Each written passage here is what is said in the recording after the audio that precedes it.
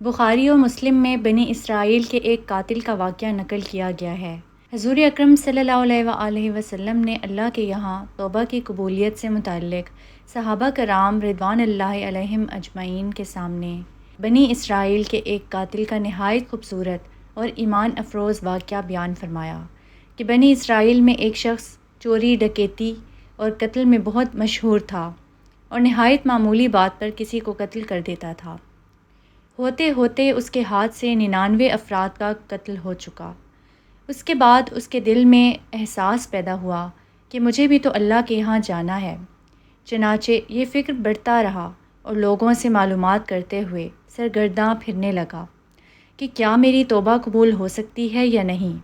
کسی عالم شخص سے ملاقات کی فکر ہوئی کہ معلوم کیا جائے کہ ایسے شخص کی توبہ قبول ہو سکتی ہے یا نہیں۔ لوگوں نے ایک عابد شخص کے پاس جانے کا مشورہ دیا۔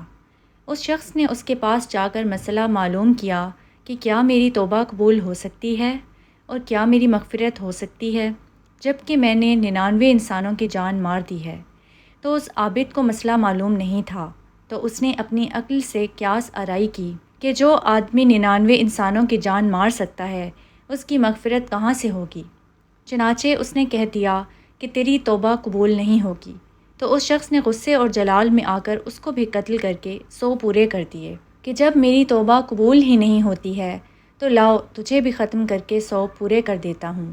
چنانچہ اس نے 100 پورے کر دیے، مگر اس کے دل میں تردد باقی رہا کہ میری مغفرت کی کوئی شکل ضرور ہوگی۔ اس لیے اس نے لوگوں سے پھر معلومات کا سلسلہ جاری کر دیا کہ روئے زمین میں سب سے بڑا عالم کون ہے، اس سے جا کر کے معلوم کروں گا، وہی صحیح مسئلہ بتا سکتا ہے۔ آخر لوگوں نے اس کو بتلایا کہ فلاں جگہ ایک عالم رہتا ہے، اس سے جا کے معلوم کرو۔ چنانچہ اس نے اس عالم صاحب کے پاس جا کر اپنی زندگی کی کارگزاری سنائی اور 100 آدمیوں کو کس طرح سے قتل کیا ہے سارا کارنامہ سنا کر معلوم کیا کہ اب بتلائیے کہ میری توبہ قبول ہو سکتی ہے یا نہیں۔ کیا اللہ کے یہاں مجھ جیسے گناہ گار کے لیے بھی مغفرت کا کوئی خانہ ہے؟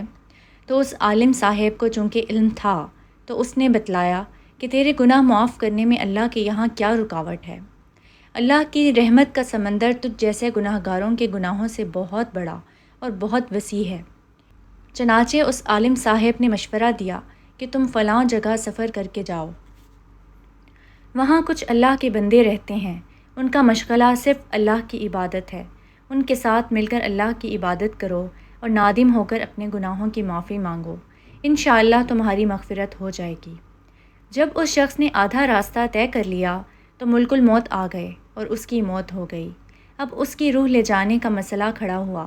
آسمانوں سے رحمت کے فرشتے بھی آئے اور عذاب کے فرشتے بھی۔ رحمت کے فرشتے کہنے لگے کہ اس کی روح لے جانے کا حق ہم کو ہے، اس لیے کہ یہ سچے دل سے تائب ہو کر عبادت کے لیے جا رہا ہے، اور عذاب کے فرشتے کہنے لگے کہ اس کی روح لے جانے کا حق ہم کو ہے، اس لیے کہ اس شخص نے کبھی کوئی نیک کام نہیں کیا ہے، پوری زندگی معصیت میں گنوا دی ہے۔ اسی دوران آسمانوں سے آدمی کی شکل میں ایک فرشتہ آیا۔ بعض روایات میں معلوم ہوتا ہے کہ یہ آنے والا فرشتہ حضرت جبرائیل امین علیہ السلام تھے۔ چنانچہ اس فرشتے نے تشریف لا کر ان دونوں طرح کے فرشتوں کے درمیان یہ فیصلہ کیا کہ دونوں طرف کی مسافت ناپ کر کے دیکھ لو کہ جہاں سے آ رہا ہے وہاں کی مسافت قریب ہے یا جہاں جا رہا ہے وہاں کی مسافت، لہٰذا جہاں کی مسافت قریب ہو اس شخص کو وہاں والوں میں شمار کر دیا جائے۔ چنانچہ دونوں طرف کی زمین ناپ کر کے دیکھی گئی تو جہاں جا رہا تھا وہاں کی مسافت جہاں سے آ رہا تھا اس کے مقابل میں صرف ایک بالشت قریب ہے۔ چنانچہ فیصلہ ہوا کہ مقام معصیت سے مقام عبادت صرف ایک بالشت قریب ہے، اس لیے رحمت کے فرشتوں کو اس کی روح لے جانے کا حق ہوگا۔ چنانچہ اللہ کی طرف سے اس کی مغفرت کا اعلان ہو گیا۔ ایک روایت میں آتا ہے کہ قتادہ رضی اللہ تعالیٰ عنہ فرماتے ہیں، حسن نے فرمایا کہ ہم سے یہ ذکر کیا گیا ہے کہ اس شخص کے پاس جب ملک الموت آیا تو وہ شخص سینے کے بل اس سرزمین کی طرف گھسیٹتا گیا۔ حدیث قدسی میں آتا ہے کہ میں اپنے بندے کے ساتھ اس کے گمان کے مطابق ہوتا ہوں، اور وہ مجھے جہاں بھی یاد کرے میں اس کے ساتھ ہوں۔